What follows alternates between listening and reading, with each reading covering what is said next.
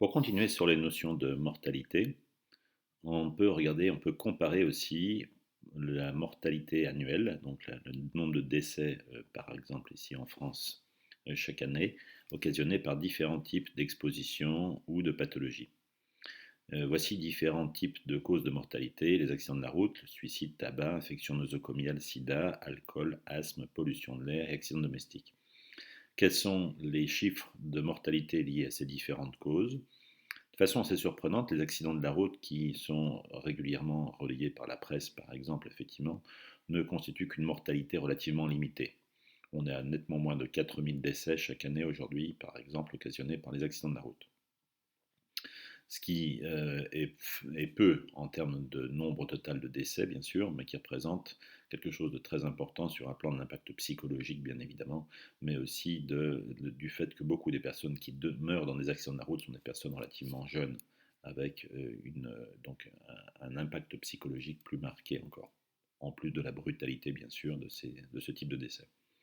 Les suicides constituent une mortalité habituelle en France d'à peu près 10 000 décès, c'est assez considérable, en n'oubliant pas que le suicide concerne bien sûr les adolescents, mais aussi par exemple les personnes âgées. Le tabac est un des principaux facteurs de mortalité en France, puisqu'on lui attribue, selon les experts, entre 50 et 70 000 morts par an à peu près. Les infections nosocomiales sont assez conséquentes, puisqu'on arrive au niveau du suicide à peu près 10 000 décès par an. Le sida ne fait en fait qu'un nombre limité de décès chaque année en France, parce que l'épidémie est, on dirait, en partie sous contrôle du fait de campagnes de prévention. Et on voit très clairement que la prévention aujourd'hui pour éviter les contaminations de demain, et donc les décès après-demain, j'allais dire, toute prévention sur ces sujets-là constitue un bénéfice pour la santé publique, mais qui ne va pas se mesurer dans l'immédiat, qui va se mesurer à des échelles de 10 ans, 15 ans, 20 ans ou 30 ans parfois. L'alcool est un autre chiffre très élevé des causes de mortalité en France, puisqu'avec 50 000 décès par an approximativement, on est très proche effectivement de la mortalité occasionnée par l'exposition au tabac, par exemple. L'asthme représente 2000 morts par an, ce n'est pas rien non plus. La pollution de l'air, les chiffres sont assez conséquents, on parle de pratiquement 48 000 décès par an occasionnés par par une exposition à une mauvaise qualité de l'air. Donc on se rend compte qu'on a ici des impacts considérables en termes de santé publique. Bien évidemment, on peut se poser la question sur comment on peut établir des chiffres aussi précis. Il est très difficile de dissocier la responsabilité de la pollution de l'air de facteurs alimentaires ou autres, par exemple.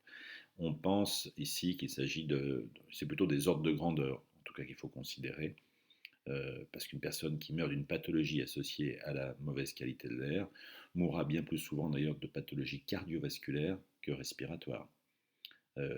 Et des infarctus du myocarde, par exemple, ou des AVC qui sont occasionnés par la pollution de l'air, sont pas, bien sûr, on ne peut pas les dissocier d'autres types de causes de ces mêmes pathologies. Donc, la difficulté, c'est de faire la part des choses. Néanmoins, on a des outils épidémiologiques aujourd'hui assez puissants qui permettent d'établir ce genre de chiffres de façon relativement solide. Les accidents domestiques, à peu près 20 000 décès par an, on voit que c'est une cause très importante de mortalité aussi, 2 fois supérieure par exemple au suicide. Il y a aussi ce qu'on appelle la iatrogénie. La iatrogénie nous concerne particulièrement, c'est la maladie provoquée par un acte médical ou par des médicaments, même en l'absence d'erreur médicale, c'est important de le préciser. On est sur des chiffres qui sont extrêmement élevés, par exemple ici dans différentes communications, ici d'une association.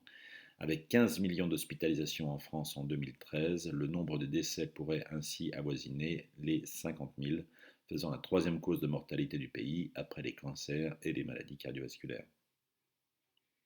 Un autre document ici qui disait que des études de pharmacovigilance permettent d'avancer la fourchette de 10 000 à 30 000 le nombre de décès attribuables chaque année en France à un accident médicamenteux. Ce qui est tout à fait considérable. Rappelons même au passage que nous sommes en France parmi les plus gros consommateurs au monde de médicaments.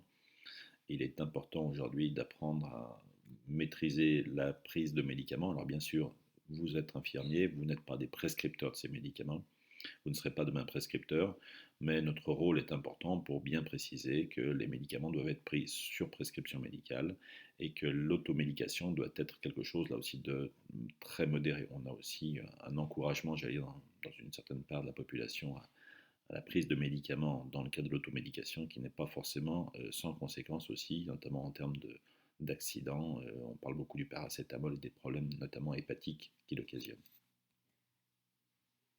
Quand on regarde au final aujourd'hui le nombre, le pourcentage des causes de décès en France, sur à peu près 614 000 décès donc en 2018, l'essentiel de ces décès était lié à l'exposition à des pathologies tumorales, à des cancers. En gros, un petit tiers des décès étaient occasionnés par des cancers. Un autre tiers un peu plus petit était lié à des maladies cardiovasculaires. On voit les deux grandes causes de décès en France, comme dans l'ensemble des pays développés d'ailleurs, les tumeurs, les cancers, donc, puis les maladies cardiovasculaires.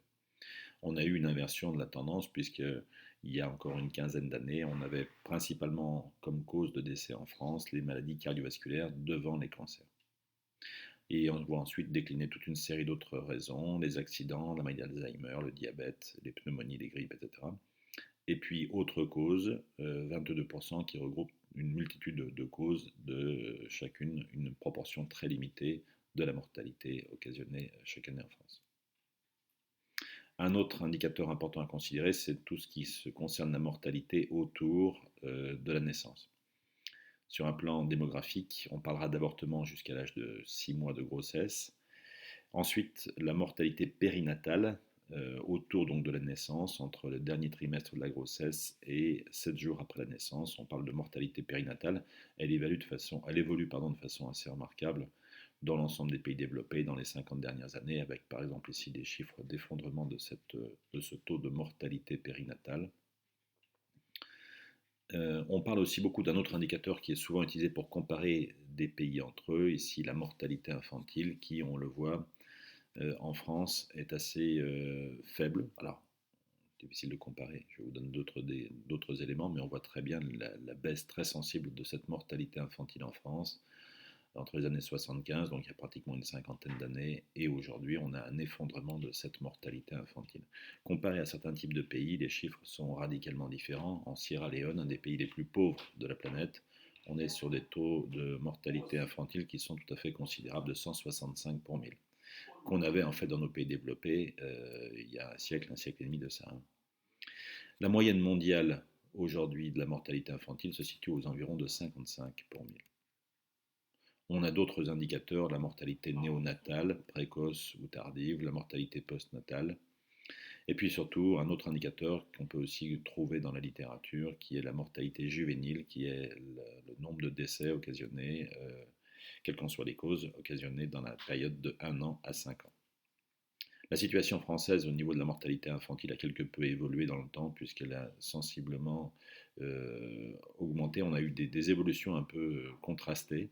La France n'est plus ce qu'elle a longtemps été un des meilleurs pays en termes de mortalité infantile.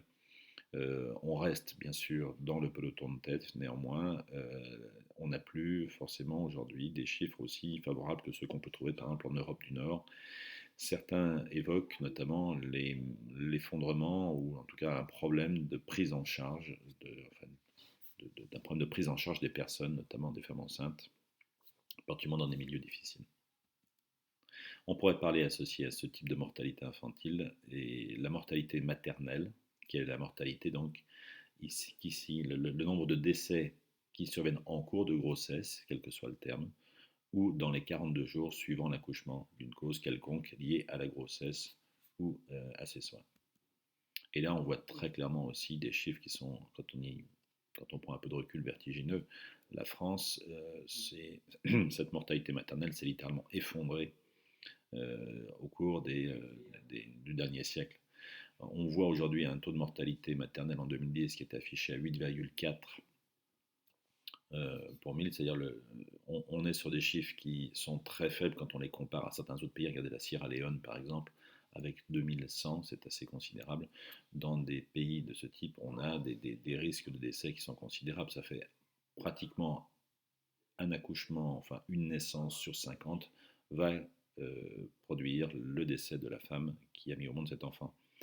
En France, pour comparer, on n'est pas 1 sur 50, on est 1 sur 10 000. Ce qui fait au final, quand vous faites le calcul, à peu près 50, 60, 70 décès par an de femmes dans cette mortalité infantile. Ce qui peut paraître beaucoup, mais ce qui est là encore à mettre en perspective par rapport à ce que nous avions comme chiffre il y a un siècle, ou ce qu'on a encore comme certains chiffres dans les pays les plus pauvres de la planète. Les principales causes d'ailleurs de cette mortalité sont liées à des hémorragies ou des crises d'éclampsie, par exemple liées à l'hypertension artérielle chez les femmes. Quand on regarde au final, c'est 830 décès par jour de mortalité maternelle, c'est considérable sur un plan mondial, bien sûr. Plus de 300 000 décès en 2015, par exemple, et l'essentiel de cette mortalité maternelle survient dans les pays en développement. Voilà. Les risques de décès maternels sur la durée de la vie dans les pays développés sont de 1 sur 4900 et dans les pays en développement de 1 sur 180. Des très grands écarts, effectivement, de chiffres sur cet indicateur de santé publique.